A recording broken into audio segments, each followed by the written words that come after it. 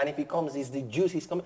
This is why Israel has every right to be paranoid about every vehicle, missile that moves in against Iran. them, yeah. In Iran. Because of that, I'm saying these things were not written in the 19th century, in the 18th century, when the state of Israel didn't even exist.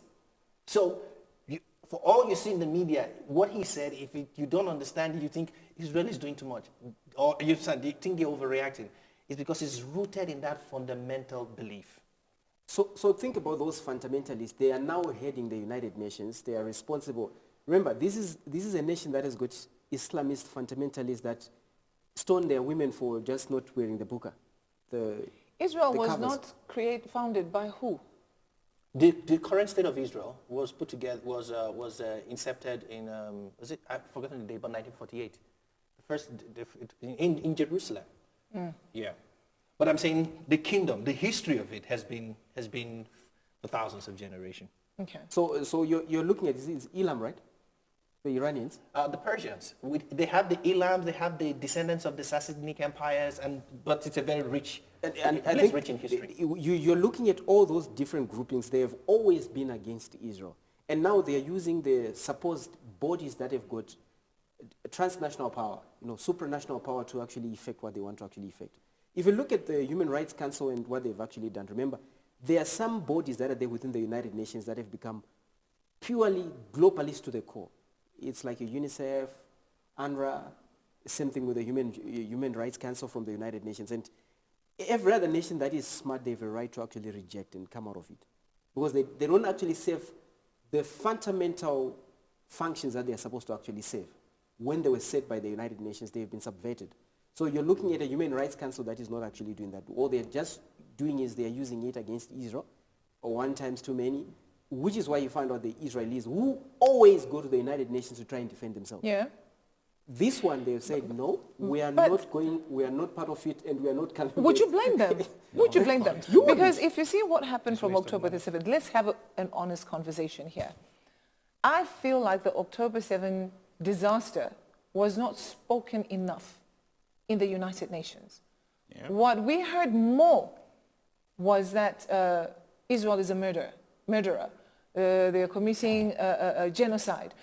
And then it just grew from there. It was genocide, evil Israel and all that. So I don't think that whole October 7th was clearly actually dealt with on a fair basis. I don't think so, because I would have expected the United Nations to say, okay, fine, we have this side and we have this side.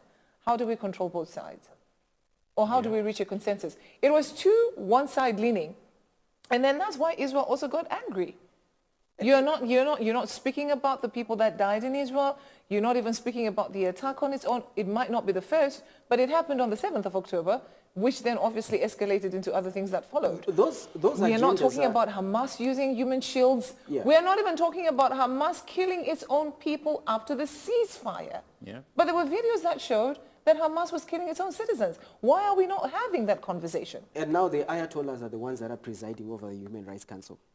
Does that sound fair to you? And the Ayatollahs, look at it, remember the Human Rights Council is supposed to preside over issues that have got to do with LGBTQI. They don't even have that in their own nation. I don't think you will see the next day if you pronounce yourself, you are part of that rainbow nation in Iran as of today. So you're looking at conflict of interest that is glaring. It's actually out there in the open. Okay, based on that, I'm just going to extend this conversation a little bit. Based on your definition, which nation should preside over human rights? No. In that sense, if you're looking at human rights, whatever you define by whatever standards that you have defined, right? Like, for example, you're getting to the United Nations. Well, the Jews, they might actually have that because they still have people that are practicing whatever that is in terms of the rainbow nation. Right? And they live to see the next day. What I'm trying to say is, I'm trying to use this, no nation is perfect, based on their own record. Sure. Like, if we take South Africa and judge the action of the South African government against the own South African tenants, they'll fall short. Okay. If you take Nigeria and you judge what the Nigerian government is doing against what they said, at least during campaign, they'll fall short. This in every nation. No, but a few. Some nations are just so golden. If you look at... But the point there is,